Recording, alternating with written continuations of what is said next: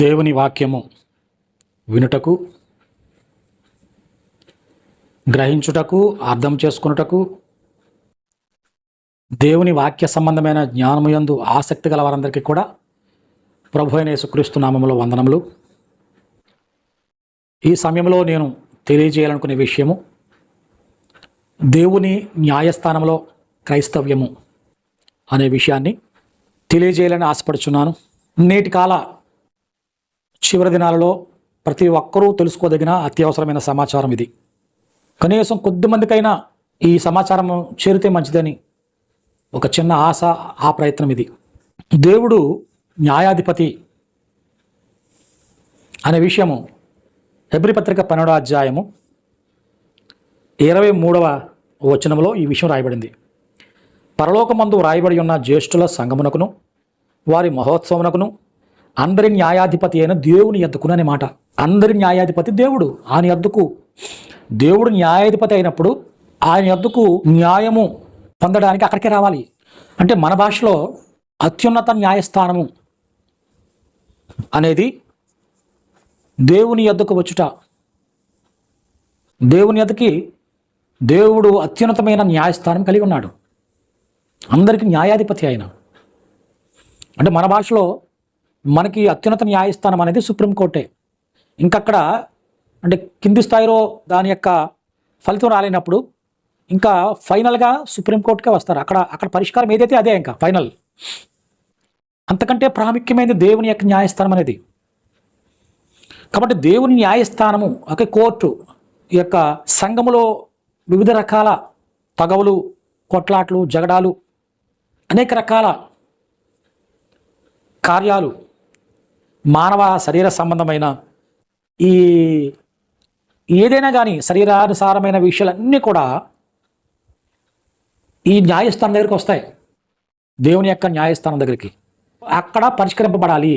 ఇవన్నీ కూడా దేవుని ఆజ్ఞలకు లోబడిన వారందరికీ కూడా ఇవి వర్తిస్తాయి.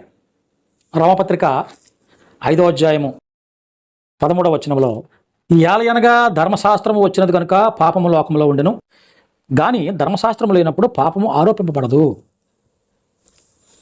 ఎందుకంటే దేవుని యొక్క ఆజ్ఞల యొక్క పరిధిలోకి మనం వచ్చాం కాబట్టి ఖచ్చితంగా ఆయన న్యాయస్థానంలో మనము ఖచ్చితంగా ఉంటాము. ఆజ్ఞలు వర్తిస్తాయి, మనకి షరతులు వర్తిస్తాయి.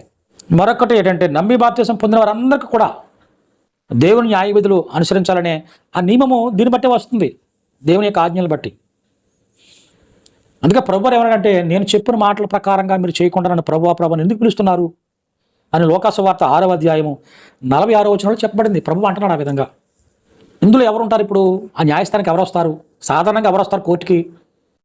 కొట్లాట్లు, తగవులు, జగడాలు, అంటే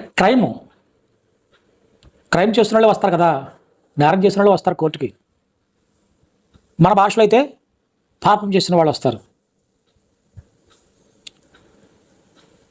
ఇది ఏంటి? ఎవరెవరికి ఇవి అంటే బోధించే బోధకులకు, సంఘ పెద్దలకు, వాక్యమైన విశ్వాసులకు, ఇది అందరికీ వర్తిస్తుంది. ఇది ఒకటే కోర్టు. కానీ వీళ్ళందరి యొక్క సమస్యలు అనేవి న్యాయబద్ధంగా పరిష్కరించదగేది దేవుడు ఒకడే. అక్కడికే వస్తాయి ఇవన్నీ కూడా, పరిష్కారాలన్నీ కూడా అక్కడ జరగాలి. అయితే సర్వసాధారణంగా కొన్ని విషయాలు మనం యేసు ప్రభు మాట్లాడిన విషయాలు అవి చెయ్యాలి అని చెప్పబడిన విషయాలు ఇవన్నీ కూడా. అయితే ఇందులో చేస్తున్నామా లేదా అనేది మనం ఒకసారి ఆలోచన చేస్తే నేను కొన్ని విషయాలు చెప్తాను. నేను ప్రభువారు స్వయంగా ఆయన మాట్లాడిన విషయాలు ఏంటంటే పొరుగువారిని ప్రేమించడం చెప్పాడు ఆయన. ఆజ్ఞలు 2 ఆజ్ఞలు కదా. నీ పూర్ణ హృదయంతో, నీ పూర్ణాత్మతో, నీ పూర్ణ మనసుతో నీ దేవుడిని యెహోవాను ప్రేమించడం మొదటి ఆజ్ఞ. రెండవది నిన్ను వలె నీ పొరుగువారిని ప్రేమించడం రెండవ ఆజ్ఞ. అంటే ఏంటి? దేవుణ్ణి ప్రేమించడం అంటే ఆయన చెప్పినట్లుగా చేయటం. అంటే ఏంటంటే ఆయన చెప్పినట్లుగా చేయటం ఏంటి? పొరుగువారిని ప్రేమించడమే. ఆజ్ఞ అనేది ప్రేమకు సంబంధించింది. రెండు ఒకటే. దేవుడు చెప్పినట్లుగా నువ్వు పొరుగువారిని ప్రేమించాలి, ఇది ఆజ్ఞ. అయితే దేవుడు చెప్పినట్లుగా మనం చేస్తున్నామా? ఇందులో ఏం చేస్తున్నాము, ఏం పెండింగ్లు ఉన్నాయి, అదే మనం సరి చేసుకోవడానికి. ఇది ఇప్పుడు నిన్ను వలె నీ పొరుగువారిని ప్రేమించుట, అది జరుగుతుందా లేదా? ప్రస్తుతానికి సంఘాలలో ఇది జరగలేదని అనుకోవాలి. ఎందుకంటే పొరుగు వారిని ప్రేమించేవారు లేరు. అది చెప్పటం వరకే తప్ప అది ఆచరణలో లేదు.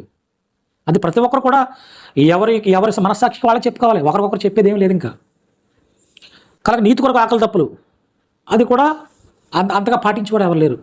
అప్పు చేసినా సరే నిప్పులాగా బ్రతకాలనుకునేవాడే తప్ప నీతి కొరకు ఆకలి తప్పులు కలిగి ఉండాలనుకునే ఆ పరిస్థితులు ఎవరు లేరు. ఇప్పుడు చాలా ఉన్నతమైన స్థాయిలో కూడా బతకాలని చూస్తున్నారు అందరూ.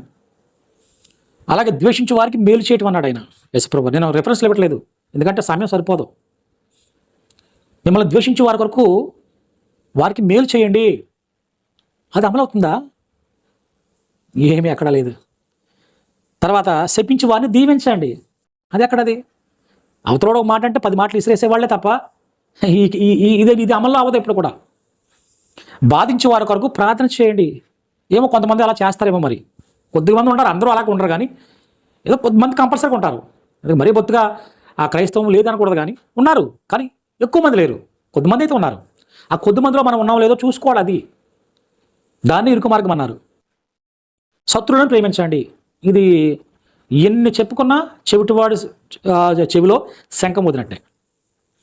నిన్ను అడుగు వానికి ఇమ్ము, ఇవ్వండి. అడిగితే ఎవరైతే వాళ్ళకి ఇవ్వండి అంటే అలా అంత ఉదార స్వభావం, అంత గొప్ప క్రైస్తవ్యం మనం మనం మనం మనం ఉన్నాం కదా. అలాగా భూమి మీద ధనం కూర్చుకోవద్దు. ఇది చాలా ఇంపార్టెంట్ విషయం. ఇది కానీ 99.9% మంది డబ్బు కోసం బ్రతుకుతున్నారు. డబ్బు లేకుండా ఏమి జరగదనే స్థాయికి వచ్చేస్తారు. అంటే కొన్ని అలాగే ఉన్నాయి పరిస్థితులు కూడా. ఎందుకంటే ఎక్కువ టార్గెట్లు పెట్టుకున్నారండి. సింపుల్గా బ్రతకవలసిన వాళ్ళు ఎక్కువ కొంచెం ఫ్యాషన్ ఎక్కువైంది, డబ్బు ఎక్కువ ఖర్చు పెట్టే విధంగా అలాంటి పరిస్థితులు కలిగేసుకున్నారు. అందుకే డబ్బు డబ్బు డబ్బు మీద పరిగెడుతుంది. ఇప్పుడు వాక్యానికి ఏమాత్రం విలువ లేదు. డబ్బుకున్నంత విలువ, డబ్బుకున్నవాడికి ఇచ్చే విలువ వాక్యానికి అప్పుడిస్తారు. వాక్యానికి విలువ ఎప్పుడో పోయింది, లేదు. మీ భూమి మీద మీ కొరకు ధనం కూర్చుకోవద్దు, అది అమలు ఉండదు.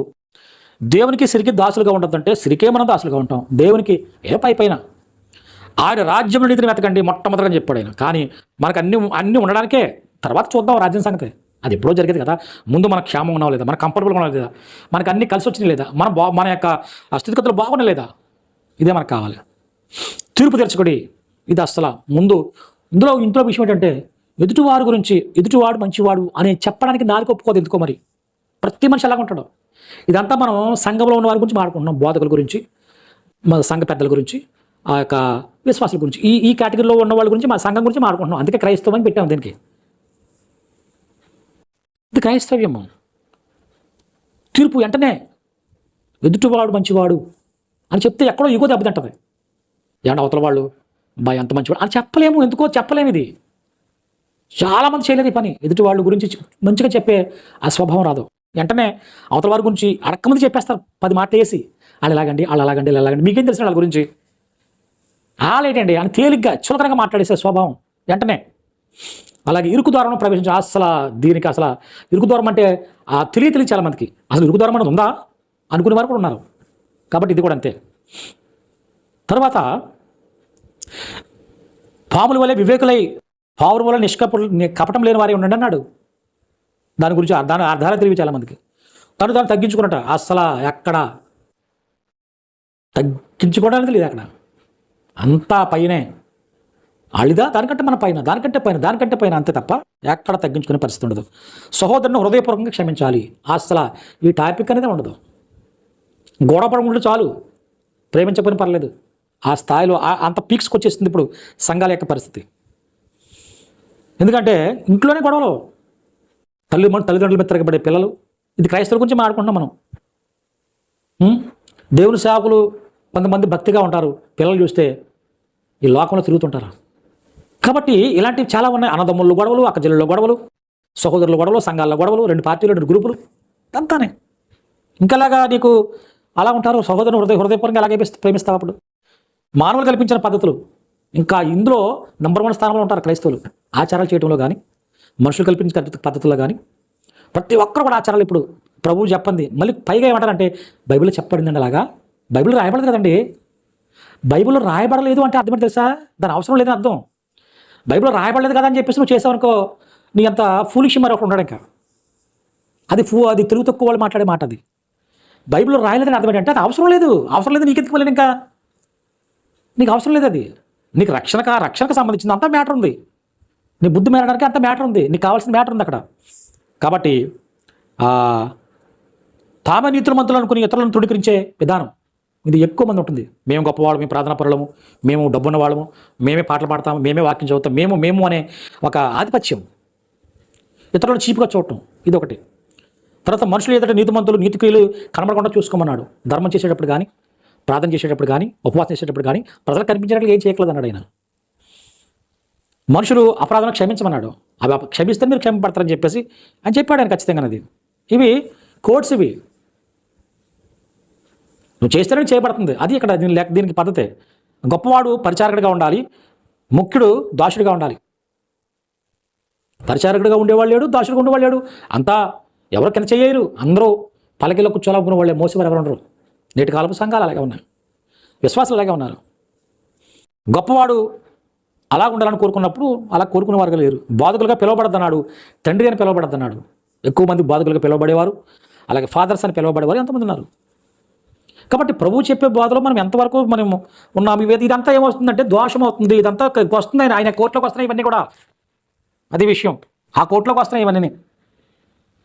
తర్వాత ద్రోహులారా అనే పిలిచినందుకు ఎవరు? మోషే. సంఖ్యాకాండం 20 అధ్యాయం 7 నుంచి చూస్తే అంతటా యెహోవా మోషేకు ఇలా సెలవిచ్చను, నీవు నీ కర్రను తీసుకుని నీవు నీ సహోదరుడైన అహరోను ఈ సమాజమును పోగు చేసి నా కొనల ఎదుట ఆ బండతో మాట్లాడము, అది నీళ్ళిచ్చును. నీవు వారి కొరకు నీళ్లను బండలో నుండి రప్పించి సమాజమునకు వారి పశువులకు త్రాగనిమ్ము అన్నాడు. త్రాగుటికి ఇయ్యి. అయితే వాళ్ళు ఏం చేశారు? 10వ వచనం వచ్చి ఆ తర్వాత మోషే అహరోనులు ఆ బండ ఎదుట సమాజం పోగు చేసి అప్పుడు వారితో ద్రోహులారా వినుడి అన్నాడు. అక్కడ మేము ఈ బండలో నుండి మీ కొరకు నీళ్లు రప్పింపవలనా అనను. అప్పుడు మోషే తన చెయ్యి ఎత్తి 2 మారులు తన కర్రతో బండను కొట్టగా నీళ్లు సమృద్ధిగా ప్రవహించను, సమాజం అంతా కూడా పశువులు త్రాగాయి. దేవుడు ఏం చెప్పాడు? బండతో మాటలాడము అన్నాడు. ఎలా చేశారు? 2 మారులు కర్రతో కొట్టారు. అంతకేమన్నా కాని మాట్లాడారు ఏంటంటే ద్రోహులారా అన్నాడు. సహోదరులు కదా వాళ్ళందరూ. ఈ ద్రోహులారా అనే మాట క్రైమ్. అది శిక్ష ఎలాంటి శిక్ష పడింది తెలుసా ఆ క్రైమ్కి? మోషేకి చూడండి అది ఎలా శిక్ష పడుతుందో. 12వ వచనం, అప్పుడు యెహోవా మోషే అహరోనులతో మీరు ఇశ్రాయేలుల కన్నుల ఎదుట నా పరిశుద్ధతను సన్మానించినట్లు నన్ను నమ్ముకొనకపోతారు కనుక ఈ సమాజంలో నేను వారికి ఇచ్చిన దేశంలోకి మీరు తోడుకొని పోరు అని చెప్పాడు. అది శిక్ష. అలాగే అయిపోయారు కదా. మిరియం అక్కడ చనిపోయింది, అహరోను అక్కడ చనిపోయాడు, మోషే కూడా చనిపోయాడు. కనాన్ దేశం చూడలేదు. అంటే సహోదరుల పట్ల సరిగా ప్రవర్తించకపోతే ఇది ఒక పెద్ద ఉదాహరణ. ఇది సహోదరులను గౌరవించకపోయినా, సహోదరులతో సమాధానంగా ఉండకపోయినా, సహోదరులతో ఐక్యత లేకపోయినా ఖచ్చితంగా అది దేవుని కోర్టులోకి వస్తుంది ఆ కేసు. అంటే వచ్చేస్తుంది, అంటే దేవుడు అమలు చేశాడు, వెళ్ళదని చెప్పేసి శిక్ష చేశాడు అంతే. అలాగే కౌరవ కుమారులు మనకు తెలిసిన విషయాలు. కౌరవ సంబంధులు ఏమయ్యారు? కౌరవకు ఆల్రెడీ పని ఉంది అయినా సరే మోషే మీదకి వచ్చి వాళ్ళు ఏమంటారు? 16 ఏమంటారంటే 16వ అధ్యాయం 3వ వచనం, మోషే అహరోనులకు విరోధంగా మాట్లాడి మీతో మాకు పని లేదు, మీతో మాకు పని లేదు, మీరు వెళ్ళిపోండి, మీకు మాకు సంబంధం లేదు, మీతో మాకు పని లేదు. ఒక గ్రూప్ తయారు చేసుకున్నారన్నమాట.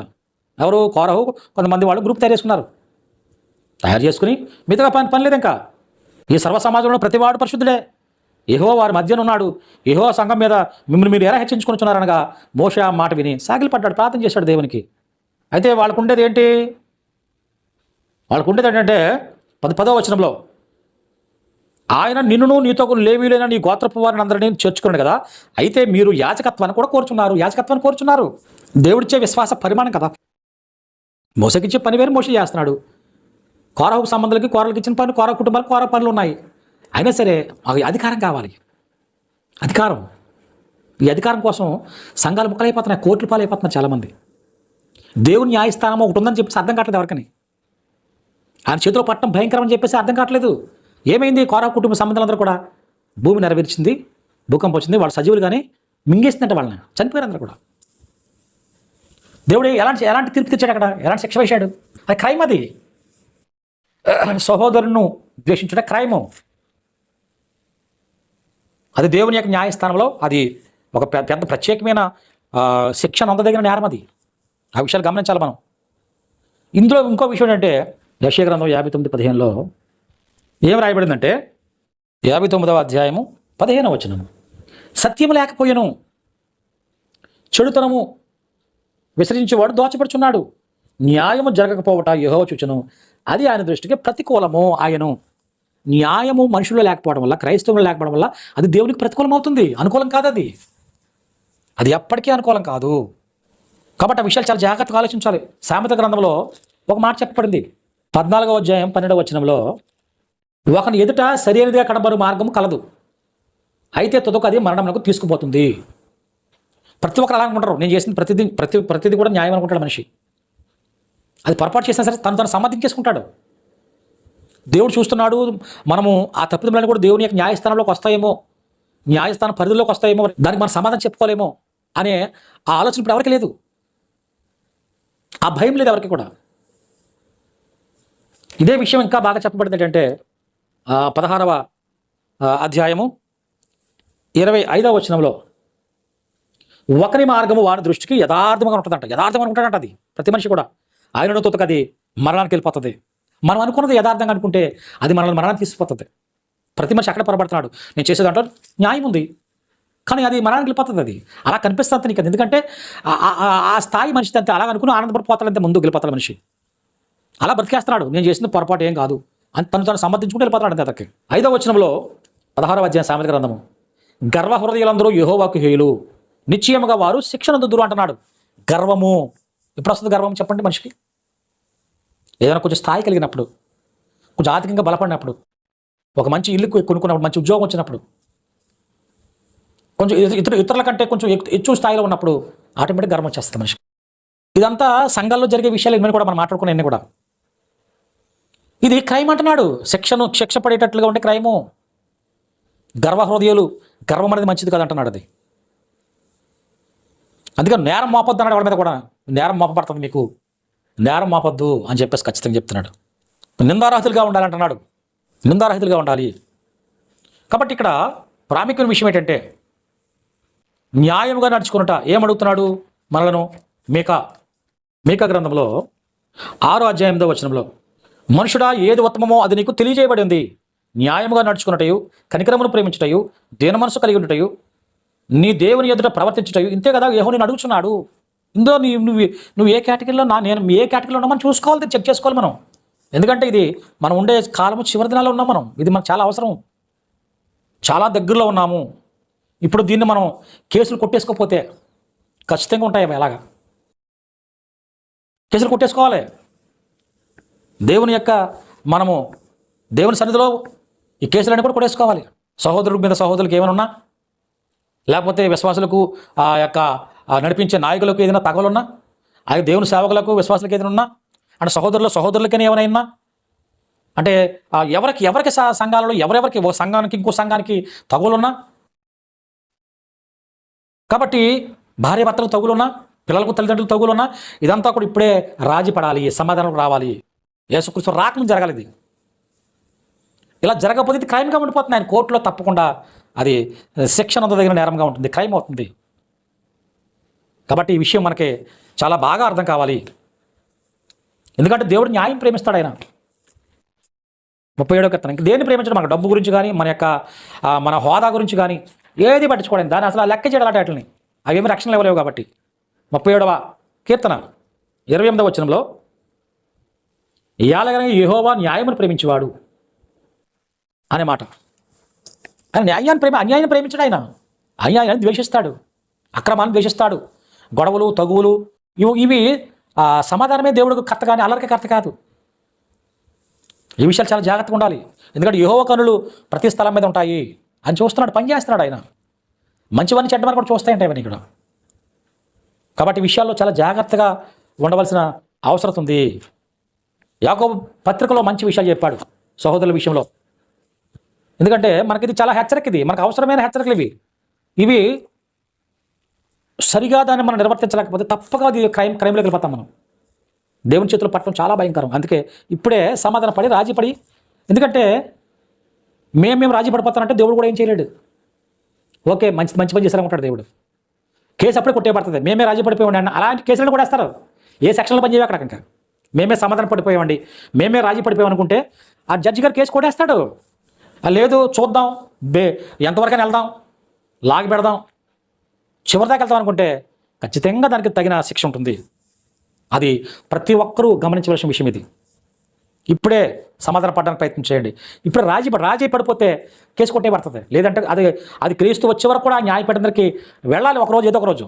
అప్పుడు అది చాలా భయంకరంగా ఉంటుంది. అయితే ఇంకోటి ఏంటంటే, ఇప్పుడు ఆ స్థాయిలో ఉన్నవారు నిశ్చయం కోల్పోతారు. అది ఎందుకంటే ఇది అత్యవసరమైన సమాచారం ఎందుకు అవుతుందంటే, ఇప్పుడు ప్రభు వచ్చినట్టే ఆయన రాజ్యానికి వెళ్ళేవాళ్ళు ఖచ్చితంగా నిందారోషణలు ఉండకూడదు, నిందారోపణలు దోషారోపణలు ఉండకూడదు వాళ్ళ మీద. అలాంటి వాళ్ళకి ఆ రాజ్యానికి అవకాశం ఇప్పుడే లేదు. ఎందుకంటే ముందు ఆ రాజ్యానికి వెళ్ళిన తర్వాత, ఆ రాజ్యానికి వెళ్ళాలంటే ఈ నిందారోపణ లేకుండా ఉండాలి ఖచ్చితంగానే. ఎవరి మీద కేసులు ఉండకూడదు, అవన్నీ కూడా మాఫీ చేసుకోవాలి. అది ఎంతో ప్రాముఖ్యమైన విషయం కనిపిస్తుంది. పాత నిబంధనలో న్యాయాధిపతులు పిలువబడ్డారు దేవుళ్ళని. నిర్గమాకాండం 21:6 ఎందుకంటే న్యాయం తీర్చేవాళ్ళు న్యాయాధిపతులు. సంఘంలో సహోదరులు కూడా న్యాయాధిపతులే. ఎందుకంటే వాళ్ళకు కూడా అవకాశాలు ఉన్నాయి. ఎందుకంటే సంఘంలో ఆ సహోదరులు ఉండే విషయాలు వాళ్ళకు కూడా బాధ్యతలు ఉన్నాయి. న్యాయం తీర్చే బాధ్యతలు సంఘాల్లో సహోదరులకు ఉన్నాయి. చూడండి, ఇది 21:6 నిర్గమాకాండము. అంటే ఇప్పుడు సంఘంలో ఉండేవారు వాళ్ళు న్యాయాధిపతులు, వాళ్ళు అంటే దేవుని స్థానంలో ఉన్నవారు. ఆ విషయం దేవుని స్థానంలో ఉండవలసిన వారు దేవుని దగ్గరికి మొఖం చిన్నపుచ్చుకునే స్థాయిలో, తల ఉంచుకుని ఉండే స్థాయిలో ఉండకూడదు. అది అక్కడ మనం దాని గురించి మాట్లాడుకునే విషయాలు ఎంతో ప్రాముఖ్యంగా అక్కడ మనకు తెలియజేస్తున్నాయి. 21:6 వాని యజమానుడు దేవుని ఎదుకు వారిని తీసుకొని రావాలి పరిష్కారం చేసుకోవడానికి. దేవుని ఎదుకునే దగ్గర పుట్టినట్టు చూడండి, న్యాయాధిపతి ఉన్నట్టు న్యాయాధిపతులు దేవుళ్ళుగా పిలువబడ్డారు. అది అలాగే ఈ కొత్త నిబంధనలు కూడా సహోదరులు అనేవాళ్ళు, సంఘంలో కొంచెం నాయకులుగా ఉన్నవాళ్ళు, కొంచెం విశ్వాసవంతులు, కొంచెం బలవంతులుగా ఉన్నవాళ్ళు, వాళ్ళు కూడా న్యాయాధిపతులుగానే కొత్త నిబంధనలు తెలియచేయబడుతున్నారు.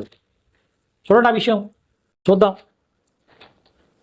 6వ మొదటి కొరింథీ పత్రిక 6వ మీలో ఒకరికి మీద ఒకరికి వాద్యం ఉన్నప్పుడు వాడు పరిశుద్ధులు ఎదుట కాక అనీతిమంతులు ఎదుట వాద్యం ఆడుటకు తెగించున్నాడా. అంటే సంఘంలో పరిష్కారం సంఘంలోనే చేసుకోవాలి. తగవులు ఖచ్చితంగా చేసుకోవాల్సినవి సంఘాల్లో పరిష్కారాలు సంఘంలో చేసేసుకోవాలి. ఎప్పటికప్పుడు రాజీ పడిపోయి, అప్పుడు సమాధానం పడిపోయి దాన్ని శుభ్రం చేసుకోవాలి, ఆ కేసులను మాఫీ చేసుకోవాలి. అలా లాగిపెట్టి ఈగోలకు పోయి దేవునికి కోపం తెప్పించే స్థాయికి, ఆ రోజు మొఖం తలదించుకుని సమాధానం చెప్పలేని స్థాయికి ఇంకొక గొప్ప విషయం కూడా ఉంది. అది తర్వాత చెప్తాను. అది ఎందుకంటే ఇంతవరకు మనల్ని నడిపించే ఏ వ్యవస్థ అయితే మనలో నడిపిస్తుందో అది మన మీద రివర్స్ అయిపోతుంది చివరిలోని. అదేంటో చెప్తాను నేను. ఇక్కడ చూడండి ఏమంటాడు ఇక్కడ, ఏదైనా విషయం వచ్చినప్పుడు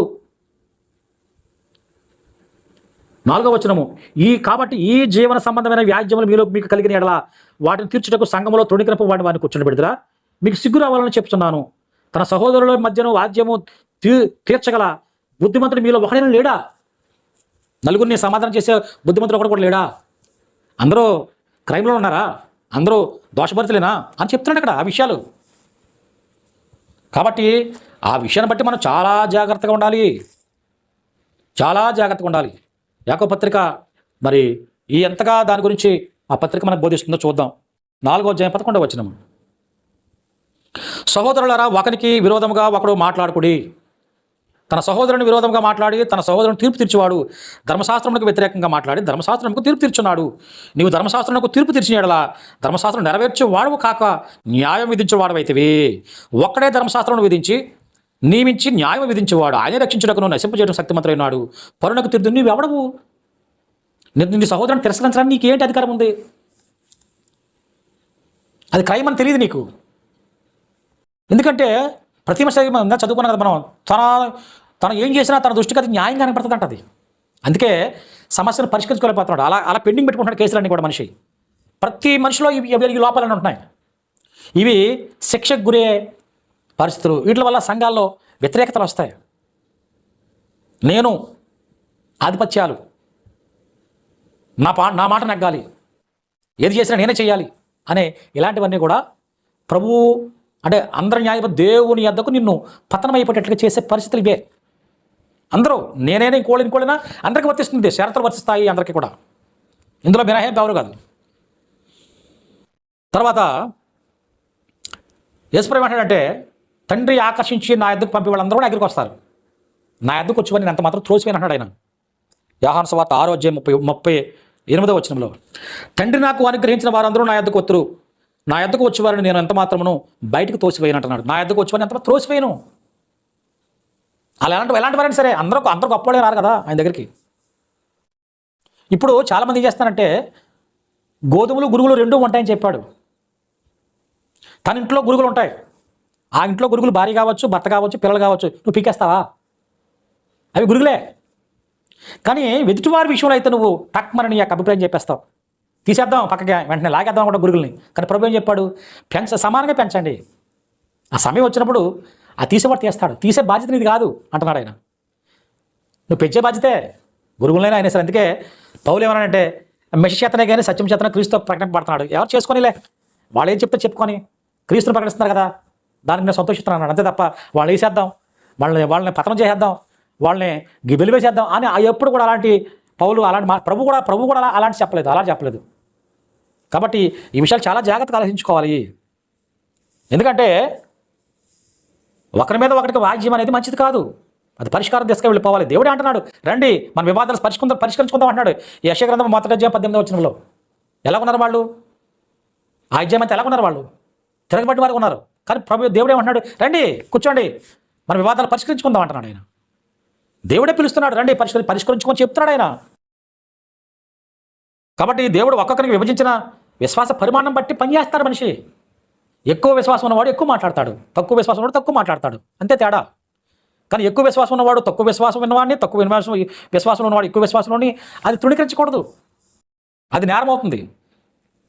కాబట్టి భిన్నాభిప్రాయాలు ఉంటాయి, ఎందుకంటే ఆ యోగ్యత కనపడాలి కాబట్టి భిన్నాభిప్రాయాలు వస్తాయి కంపల్సరీ. 1 కొరింథీ పత్రిక 11:19 వచనంలో అయినంత మాత్రాన దాన్ని తప్పు పట్టడానికి అవకాశం లేదు. ఎందుకంటే భిన్నాభిప్రాయాలు, ఎందుకంటే నీకు యోగ్యత తెలియాలి, నీ దగ్గర ఏముందో తెలియాలి. కాబట్టి నీ యోగ్యత ఏంటి? 11:19 వచనంలో మీలో యోగ్యులైన వారు ఎవరో కనబడినట్లు మీలో భిన్నాభిప్రాయాలు ఉండక తప్పదు. యోగ్యత వస్తుంది దానివల్ల, నువ్వు చెప్పే అభిప్రాయంలోనే నీ యోగ్యత కనిపిస్తుంది. నువ్వు కమర్షియల్గా చేస్తున్నావా, లేదా కేవలం వాక్యమే చెప్పాలని నీ ఉద్దేశమా ఏంటి? నీ యోగ్యత అక్కడే కనపడుతుంది. నీ భిన్నాభిప్రాయాలు వచ్చినప్పుడే కనపడతాయి ఇవన్నీ. దాన్ని తోసి అధికారం మనకు లేదు. ప్రభు శిష్యుల కంటే పౌలు ఎక్కువ బోధించలేదా? అయినా సరే పేతురు లాంటి వాడిని గద్దించాడు, నువ్వు ఇలాగ ఎందుకు చెప్తున్నావని చెప్పేసి అపరాధిగా ఎంచబడ్డాడు అక్కడ. ఏది? అంత్యోక్య ప్రాంతంలో కొంతమంది అంతవరకు అనిలతో కలిసి వాక్యం పంచుకున్నాడు, వాళ్ళతో కలిసి భోంచేశాడు. సున్నత పొందిన వారు యెరూషలేము నుంచి వచ్చి ఎందుకు నువ్వు వాళ్ళతో ఉంటున్నావు అని చెప్పేటప్పటికి మాయవేష వాళ్ళకి భయపడిపోయి వాళ్ళతో వెళ్ళిపోయాడు, వదిలేశాడు, వాళ్ళు అనుజనులను వదిలేశాడు. బర్నబా కూడా మోసపోయాడు ఆ విషయంలోని. అప్పుడు పెద్దవాళ్ళు వీళ్ళందరూ ఉండేవాళ్ళు. పేతురుతో వచ్చి చిన్న కుర్రాడు పౌలు యవనస్తుడు ఆ పెద్దవాడిని గద్దించాడు, నువ్వు చెప్పేది కరెక్ట్ కాదు, నువ్వు ఏం చెప్పాలి చెప్పాలి, చెప్పేదాన్ని నువ్వు తిరస్కరిస్తున్నావు, నువ్వు మోసపోతున్నావు వాళ్ళ వల్ల. కాబట్టి ఈ విషయంలో జాగ్రత్త అని చెప్పాడు. కాబట్టి ప్రభు శిష్యులు కానీ ప్రభువు కానీ ఎవరిని కూడా వ్యతిరేకించలేదు, ఎవరిని తోసివేయలేదు, వాళ్ళందరూ కూడా సమాధానంగా ఉన్నారు అన్ని విషయాలు కూడా. అనేకులు యేసుక్రీస్తును దూషించారు, శ్రమ పెట్టారు, కానీ ఆయన దూషింపబడి బదులు దూషించలేదు, శ్రమ పెట్టి కూడా ఎవరిని బెదిరించలేదు యేసుప్రభువారు. సహోదరుని మీద కోపపడి ప్రతి వాడు విమర్శకు లోనవుతాడు. ఇది చాలా ప్రాముఖ్యం. మత్తయి సువార్త 5:22 వచనం. నేను మీతో చెప్పినది ఏమనగా తన సహోదరుని మీద కోపపడి ప్రతి వాడు విమర్శకు లోనగును. అంటే ఖచ్చితంగా క్రైమ్ అవుతుంది అది.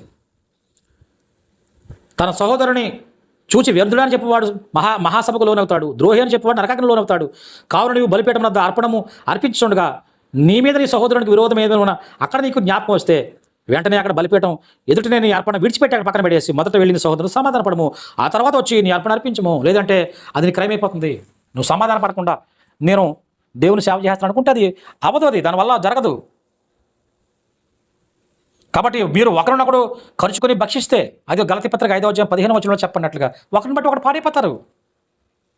కాబట్టి సహోదరుడు నేను దేవుని ప్రేమిస్తాను, సహోదరుని ద్వేషిస్తాననేది అది అబద్ధికుడు చెప్పే మాట. అది ఆ 1 యోహాను పత్రిక 4:21 వచనాల్లో ఉంది. 2వ అధ్యాయం 9 వచనం 11 వచనాలు ఉన్నాయి. సహోదరుని ద్వేషించడం అర్హత్య. 1 యోహాను పత్రిక 3:15 వచనం. అసలు ద్వేషించడమే అర్హత్య అది. కాబట్టి మళ్ళీ ఒక వర్గం వైపు వెళ్ళిపోవడం కూడా 12 అధ్యాయం 42 వచనంలో యోహాను సువార్త. అనేకులు లోపడ్డారు విశ్వాసానికి, కానీ యూదులకు భయపడి యేసు దగ్గర రాలేదు. అలాగే వర్గ విభజన చేశారు వాళ్ళు ప్రభు దగ్గర రానివ్వకుండానే. అది క్రైమే. ఎందుకంటే ఉపేక్షించేవాడు మనిషిని కాదు ఉపేక్షించుకునేది, దేవుడిని ఉపేక్షిస్తున్నాడు. నువ్వు సహోదరుని ఉపేక్షించేవాడంటే మనిషిని కాదు దేవుణ్ణి, అది క్రైమ్ అవుతుంది. కాబట్టి పక్షపాతం అనేది లేదు. అన్యాయం చేసిన వారికి మళ్ళీ తిరిగి అన్యాయం వస్తుంది. కాబట్టి ఈ విషయంలో చాలా జాగ్రత్తగా ఉండాలి. 2వ పేతురు పత్రిక చివరిగా మనం చదువుకుని ముగింపులోకి వెళదాము. 2వ పేతురు పత్రిక 3వ అధ్యాయం 14వ వచనంలో, ప్రియులారా, వీటి కొరకు మీరు కనిపెట్టువారు కనుక శాంతం గలవారే, ఆయన దృష్టికి నిష్కళంకులుగాను నిందారహితులుగాను కనబడినట్లు జాగ్రత్త పడుడి. అది దేవుని దృష్టికి కళంకం లేని వారు గాను నిందారహితులుగా ఉండడానికి జాగ్రత్త పడాలి. ఇప్పుడే సమయం ఇదే, ఇక మళ్ళీ సమయం లేదు. సమాధాన పడితే కేసు కొట్టివేయబడుతుంది, రాజీ పడితే కేసు కొట్టివేయబడుతుంది. దేవునితో మనము సమాధానం కలిగి ఉండాలి. రామపత్రిక 5వ అధ్యాయము 1వ వచనంలో ఆ విషయం చదివి మనం ముగింపులోకి వెళదాం. 5వ అధ్యాయము 1వ వచనంలో, కాబట్టి విశ్వాసం మూలమున మనం నీతిమంతులుగా తీర్చబడి మన ప్రభువైన యేసుక్రీస్తు ద్వారా దేవునితో సమాధానం కలిగి ఉందము. ప్రభు ద్వారాగా మన సమాధానం కలిగి ఉండాలి. అసలు గ్రంథం అంటేనే ప్రేమ. నీకు ఎన్నున్నా సరే మొదటి కొరింథీ పత్రిక 13వ అధ్యాయం చదవండి, 1 నుంచి 13 వచనాలు. నీకు ఎంత ఉన్నా, పరిపూర్ణమైన జ్ఞానం ఉన్నా, ప్రేమ లేనివాడు వ్యర్థుడు, ప్రేమ లేనివాడు వ్యర్థుడు. కాబట్టి ఎన్ని చేసినా నీవు ఏమి చేసినా దేవుని యొక్క పనిలో ఆ ప్రేమతత్వం అనేది లేకపోతే, ఆ సమాధానం అనేది లేకపోతే, ఆ కలుపుకోలుతనం లేకపోతే, నువ్వు వెలివేసిన వారిగా చేస్తే, తిరస్కరిస్తే, నువ్వు తిరుపు తెరచబడుతుంది. నువ్వు క్షమించకపోతే క్షమింపబడవు. నువ్వు ఇతరులని వెలివేస్తే నువ్వు వెలివేయబడతావు. ఇదే ఇప్పుడు కోడ్స్ ఇవే. మన మీద పెట్టబడిన ఆ పీనల్ కోడ్స్ అవే, ఆ సెక్షన్లు అవే. యేసుప్రభు సెక్షన్లు తయారు చేశాడు. నువ్వు ప్రేమిస్తే ప్రేమింపబడతావు, క్షమిస్తే క్షమింపబడతావు. ఇవి ఆయన పెట్టిన సెక్షన్స్. ఇందులో ఏది మనం చేయకపోయినా మనకి చివరికి ఎలా ఉంటుందంటే పరిస్థితి, ఆ ఒక్క విషయం చదివి మనం ముగింపులోకి వెళ్ళిపోతాం. ఆ ఒక్క విషయం ఏంటంటే, అది ఎందుకంటే కొంచెం జాగ్రత్త నేర్పేది అది. ఎందుకంటే చాలా ప్రాముఖ్యం అది. 10వ అధ్యాయం హెబ్రీ పత్రిక 26వ వచనంలో 27వ వచనం, మనం సత్యమును గురించి అనుభవ జ్ఞానం పొందిన తర్వాత బుద్ధిపూర్వకంగా ఇలాంటి పనులు చేస్తే, తిరస్కారము, దూషణలు, ఒకరినొకరు తిట్టుకోవడం, ఒకరిని కొట్టుకోవడం, కీచులాటలు, ఇవన్నీ చేస్తే బలియక లేదు. ఇంకా మళ్ళీ నీకు బలి అవ్వడానికి ఎవరు లేరు. న్యాయపు తీర్పునకు భయంతో ఎదురు చూచుటయు, విరోధులను దహించుటయు, తీక్షణమైన అగ్ని నీకు ఉంటా. అంటే అగ్ని అంటే ఉపమానంగా చెప్పబడింది. అగ్ని అంటే నేను బూడి చేస్తుంది, అంటే నువ్వు నిత్యనాశనం చేస్తుంది, అంటే నీకు నిత్యజీవనం కోల్పోయేట్లా చేస్తుంది. కాబట్టి నిత్యజీవనం నీకు కావాలనుకుంటే ఇలాంటి స్వభావాలన్నీ కూడా నువ్వు వెంటనే రాజీ పడి సమాధానం పట్టుకోవాలి. దేవుడు సమాధానం కర్త, అల్లరి కర్త కాదు. కాబట్టి ఈ విషయాలను కూడా చాలా జాగ్రత్తగా ఉండి, అత్యవసరంగా ఏమైనా ఉంటే వెంటనే డిలీట్ చేసుకోండి. ఎక్కడ ఏ సంఘాలైనా సరే ఐక్యత కలిగి ఉండండి, సమాధానం పడిపోండి, ఇగోలకు పోకండి, అన్ని విషయాల్లో కూడా రాజీ పడిపోండి, ఈ కేసులు కుట్టించేసుకోండి. లేకపోతే ఖచ్చితంగా మన జీవితాలు పాడైపోతాయి. ఇంకొక విషయం చెప్పాలనుకున్నది, అది చెప్పకపోతే ఇంకా ఇబ్బంది పడే అవకాశాలు ఉంటాయి. ఏంటంటే అది యోహాను పత్రిక 3వ అధ్యాయంలో ఏముంటుందంటే 20 నుంచి 21, దేవుడు మన హృదయము కంటే అధికుడై సమస్తమును ఎరిగి ఉన్నాడు కనుక మన హృదయము ఏ విషయంలో మన యందు దోషారోపణ చేయనో ఆయా విషయంలో ఆయన ఎదుట మన హృదయములను సమ్మతిపరచుకోవాలి. ఈ హృదయం అనేది డేంజర్, అది మోసం చేస్తుంది. నీ కూడా ఉంటుంది, ఇప్పుడు నిన్ను నడిపేస్తుంది. కానీ దేవుని దగ్గరకు వచ్చేటప్పటికి అది రివర్స్ అయిపోయి నీ మీద దోషారోపణ చేస్తుంది. అందుకే చాలా జాగ్రత్త, హృదయమే చేస్తుంది ఈ విషయాలన్నీ కూడా. అప్పుడు ఏమంటాడంటే, ప్రియులారా, మన హృదయము మన యందు దోషారోపణ చేయని ఎడల దేవుని ఎదుట ధైర్యం గలవారమవుతాము. కాబట్టి ఇది ఇప్పుడు మన హృదయం మనతో కలిసి పనిచేస్తుంది. కానీ అప్పుడు వచ్చినప్పటికీ ఆయన పక్షాన్ని వెళ్ళిపోతుంది. మన హృదయం మనల్ని మోసం చేస్తుంది. అది చేసి మనం చేసినవన్నీ కూడా మన తప్పు పందని చెప్పేసి మనమే పడేస్తుంది, దోషారోపణ చేస్తుంది హృదయం. కాబట్టి డేంజర్ అనేది మనలోనే ఉంది, ఎదుటి వాళ్ళు లేదు. కాబట్టి మనలోనే మన యొక్క శత్రు మనమే. కాబట్టి ముందు మనం డిలీట్ చేసుకోవాలి, మనం సమాధానం పడిపోవాలి. ఆ విధంగా ఉండి దేవుని యొక్క న్యాయస్థానంలో ఒక క్రైమ్ చేసిన వాళ్ళగా మనం అలా ఉండిపోకుండా దేవుని యొక్క పిల్లలు అవ్వడానికి ఇప్పుడే మనం రాజీ పడదాము, ఇప్పుడే సమాధాన పడదాము. అలాగే సంఘాలన్నీ కూడా, సంఘంలో నాయకులు కానీ విశ్వాసులు కానీ ఎక్కడున్నా సరే ఆ విధంగా ఉండేటట్లుగా దేవుడు మన హెచ్చరిక చేస్తున్నాడు. ఈ హెచ్చరికలను మనం శిరసావహించి ఆ విధంగా మనము సమాధానపడి రాజీ పడితే మనము అందులోంచి బయటకు వస్తాము. దాన్ని బట్టి మనకు నిత్యజీవము, నిత్యరాజ్యం మనం దొరుకుతుంది. దేవుని యొక్క కృప అనేది మనందరి మీద విస్తరించి ఉంటుంది. ఆ విధంగా జీవించేటట్లుగా దేవుడు మనందరినీ కూడా దీవించి ఆశీర్వదించును గాక. అందరికీ వందనములు.